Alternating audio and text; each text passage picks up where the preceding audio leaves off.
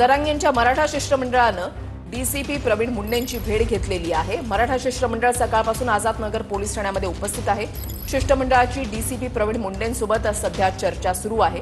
मुंबईतील आंदोलनाच्या परवानगीबाबत अजूनही संभ्रम कायम आहे। सरकारचं शिष्टमंडळ मनोज जरांगेंची भेट घेणार आहे। मनोज जरांगेंच्या आंदोलनाच्या पार्श्वभूमीवर शिष्टमंडळ चर्चा करणार आहे। राधाकृष्ण विखे पाटलांच्या नेतृत्वात शिष्टमंडळ जरांगेंना भेटणार आहे। शिष्टमंडळ भेट घेणार आहे का राज्य सरकारकडून? कारण जे चर्चा सुरू आहेत किंवा त्यांच्याकडून काय अप्रोच आहे का?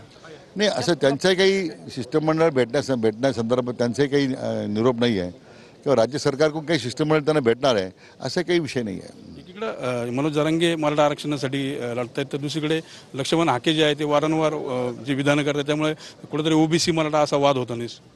हे राज्याचं दुर्दैव आहे का हा वाद मराठा आणि ओबीसीचा परवडणारा नाही, कोणाला राज्याच्या विकासाला परवडणारा नाही आहे।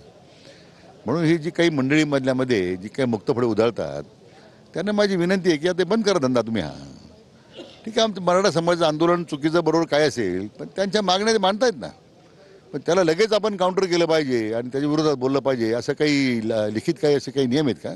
अजिबात नाही आहे।